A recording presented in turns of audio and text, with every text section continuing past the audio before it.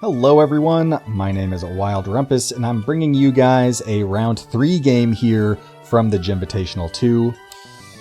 A plane actually just flew over my apartment, so hopefully that doesn't happen again, because I'm pretty sure it'd get picked up, unfortunately. But we have an exciting matchup today, and having seen the first minute and a half of gameplay, there's going to be some nice things coming. So anyway, Sadlysius versus Mielke. This is a round 3 game, and round 3 is all losers bracket, I believe. So Mielke lost in round 1, and I covered him beating Bihi actually in round 2 in an exciting 2-1 game. Sadlysius did win in round 1, but they ended up losing round 2, so that puts them here in round 3. Both these players fighting for their tournament life. But without further ado, let us get into game 1. In which we do have a Zapdos versus Skarmory. Going to switch out to Jolteon to eat the Thunderbolt. Clicks Thunder Wave on a Toxic. And now we'll see switch out into Skarmory on Hidden Power. That being resisted means it's likely Grass. So, okay, Celebi, yeah, going to feel very comfortable with the no Ice Zapdos. Eats a Hidden Power Bug, though, just to Leech Seed this Fortress. Might click Recover here as T-Tar enters on, okay, another Leech. This is likely a Pursuit Tar, just given that's a very common pairing with Fortress. As Celebi clicks Hidden Power Grass, and this Fortress confirming that that's not Fire means that it can feel very comfortable staying in against this Celebi. Yeah, Celebi not going to have a move to threaten Fortress. Spike does go down on another Leech Seed, but the Leech will get Rapid spun away as Skarmory enters. And it is a Drill Peck Skarmory. Okay, so yeah, Fortress just going to take this opportunity to get all the spikes up since there's no spikes to spin away. And yeah, Drill Peck Skarm is a decent way to pressure Fortress, although, as I say that, hitting that Zap Cannon with the Para and Skarm still trying to get spikes down means that Fortress is going to be overall better matched up against the Skarmory. 17% actually is a fair amount. If it's more in like the 14% range, then you mix in a spike turn or a full para turn, and you can be like net positive or at least not super net negative on those leftovers. But Skarmory doing decently there. Okay, we did see Tar switch into opposing Tar Flamethrower, which more confirms that that's going to be a Pursuit variant.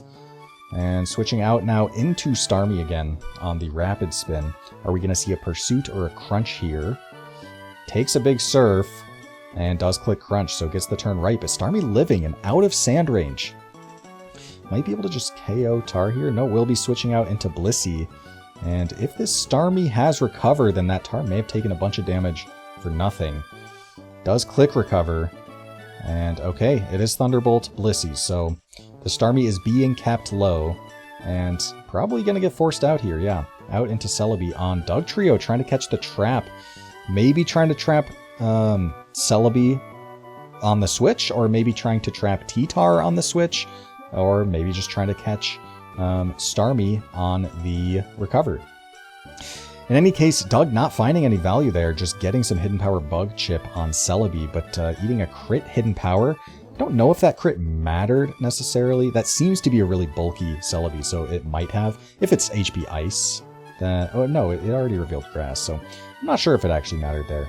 Oh man, Zapdos though, coming in on the Rock Slide, just going to drop. And Hurt in. Gets a nice crit here on Skarm.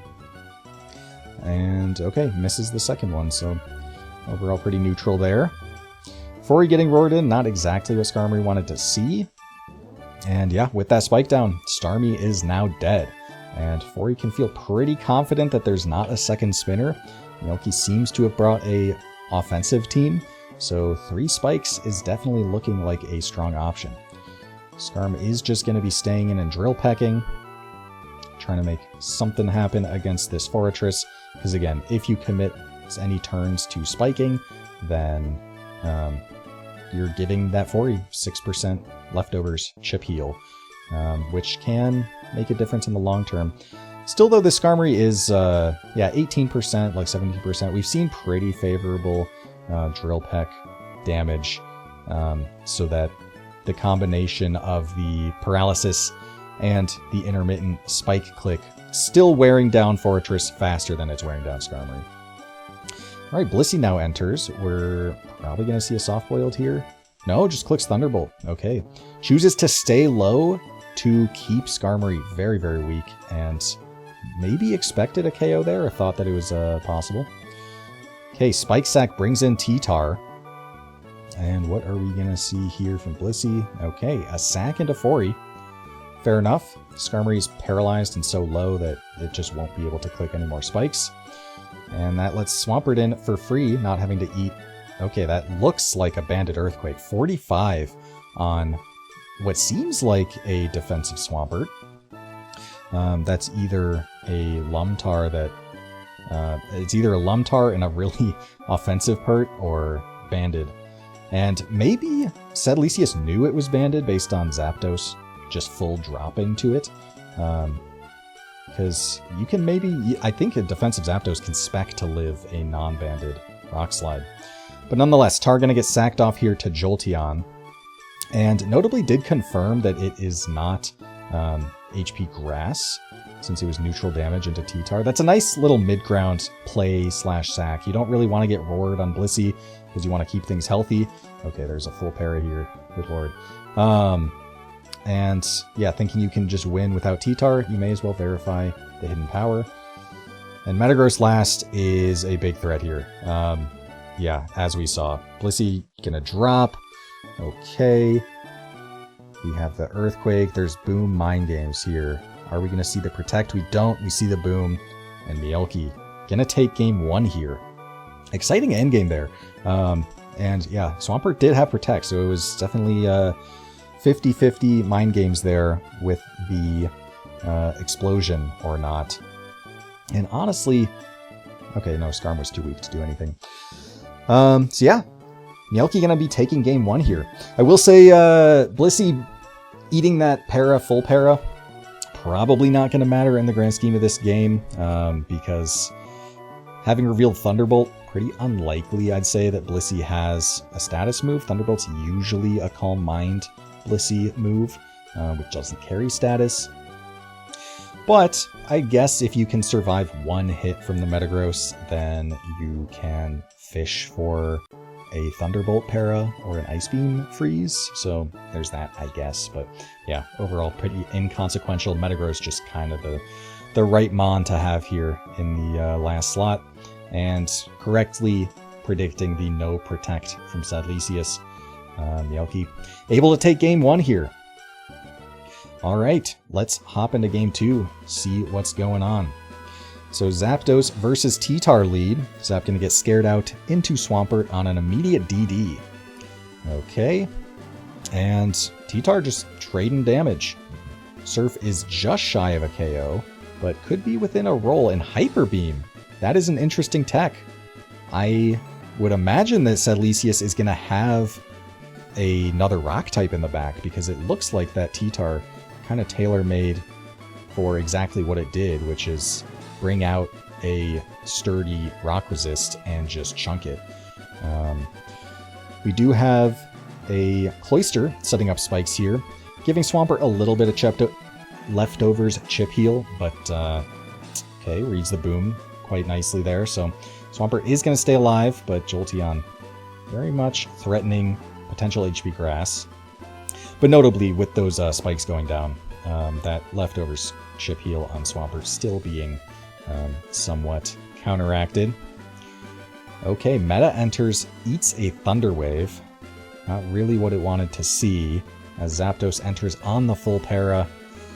That's unfortunate. We don't know what Metagross clicks there. Jolteon enters on the Toxic Miss, so evening things out a little bit there, luck-wise, I suppose. Takes a Thunder Wave to try and... okay, full para. Probably click Toxic there again, I would imagine. A defensive Zapdos like this, probably getting more long-term value out of Toxicing a Jolteon rather than just clicking Hidden Power into it. Okay, and it's Rest, so we don't actually know if it has Hidden Power. Gets roared out, back into Pert, not really the Mon that Mielke wanted to get brought in here, because again, don't know yet whether this Jolteon has Hidden Power Grass or Ice. And Swampert will likely be out of Ice range, but not Grass range. Oh, decides to stay in and Surf. Interesting play there. And I imagine that's a bit of a mid-ground from Sadlysius going Metagross, because that play doesn't let Blissey heal up. But taking a lot of Surf chip on multiple Mons there, switching in Gengar, and eating a Surf there, so revealing more team members. Gengar makes sense as a way to protect those spikes that Cloyster in all likelihood is going to be dying shortly after getting. But yeah, you have to wonder what the last is from Sadlysius, because, I mean, something like an Arrow kind of just makes sense with that T-Tar set. But yeah, who knows? We'll have to see. Definitely an offensive kind of Jolteon Spikes team. We see structures kind of like this. And oftentimes as well, I should mention, it tends to be an Agiligros, so that para might be a big deal. Anyway, Zapdos has not revealed Sleep Talk, and now confirms that it is not with the Hidden Power Grass, it appears. And T-Tar enters now on another Ice Punch. Okay, Gengar is pretty worn down here. Stays in for an Ice Punch, okay, and it is a Pursuit Tar, but that does very, very little actually. Very defensive Gengar here. Only taking 40% on the non-switch Pursuit, which is likely more to do, sorry, that cat meow was, I'm added up to a TF2 pug. I didn't realize. Anyway, we do see Jolteon confirming its Hidden Power Grass. Okay, and it's Moltres last. Yeah, I don't know if this is going to be enough. We have the Paralyzed Metagross. Looking Flamethrower here. I can imagine this has Roar. I mean, Jolteon has Roar as well. Okay, Click's Toxic, so I imagine that's the way to break through Blissey. But Blissey can get some, presumably permanent chip here on Moltres. Clicking Seismic. Okay, Blissey getting worn down by this Toxic. Might get forced out soon. Mielke can kind of sack whoever. So he stays in and Seismic's Metagross. But at this point, Blissey's so low that if it wants to re-enter on Moltres, you kind of have to sack him on to do so. And actually, Blissey will be the one getting sacked. Unfortunate full para there from Metagross, but probably not going to make too much of a difference in the grand scheme of the game. Clicks Rock Slide there. Yeah, because, again, Zapdos is just going to be able to threaten this, threaten the entire game, honestly, regardless of whether that Metagross took the Seismic Toss. You don't want to switch in Moltres and just have it die. Moltres is faster, so there's that, but okay, Arrow should be able to do it. Even with a Rock Slide miss, I don't think that Moltres can KO back. Like, even a Flamethrower burn, like Burned Arrow is... Okay, there's the miss. Burned Arrow is still going to find that KO. Okay, Hidden Power Ice crit would have done that. But, okay, T-Tar is dead, and Pert would have won with it being Ice. So, yeah. Nonetheless, going to be going the favor here of Mielke. Rock Slide does connect. Yeah, Pert revealing Surf as well means that was probably a very comfortable way to win the game as well. But anyway, much more dominant game 2 here from Mielke. Yeah, I don't know, despite losing, well, there wasn't much of a Spikes War, it was just Cloyster getting Spikes up, but Mielke was able to weather the storm and kind of play around that Jolteon quite well. Honestly, the para on Metagross on that switch ended up being kind of a big deal because there were multiple turns. Oh, and I actually see in chat now, Sadlysius revealing that that full para on the Zapdos switch was actually a Rock Slide clicked. We don't know if what the set is on that Metagross. Okay, it's lefties. So Rock Slide's not going to KO the Zap, but it's going to do a lot of damage, and, you know, it's an unfortunate turn to full para on. But yeah, Metagross being healthy into this team specifically with Rock Slide, with the Swampert so weak against 2 revealed rock types and a Blissey and a leftovers Metagross, yeah, not being paralyzed would definitely make that Pokemon have a lot more value here. So that was certainly one of the difference makers in this game. And I will mention as well, the Moltres kind of surprised me, because I was really expecting to see like an Arrow or something, a threatening rock type. with that T-Tar that almost seems like the set is designed to lure in your Swampert or your Flygon just to trade down with it, so they're too weak to check another rock type or something like that. Maybe Rock Slide Metagross has some role in that, I guess. It's a freer clip, but anyway, enough babbling. Yeah, exciting series here. Mielke will be taking it and moving on now, fighting his way through the bracket. Unfortunately, Sadlysius going to get knocked out, so they will no longer be in the tournament, but exciting games nonetheless.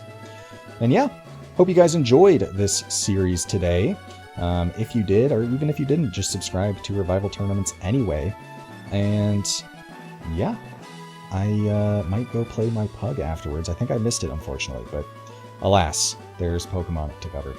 Anyway, I've been Wild Rumpus. Hope you guys enjoyed, and see you all next time.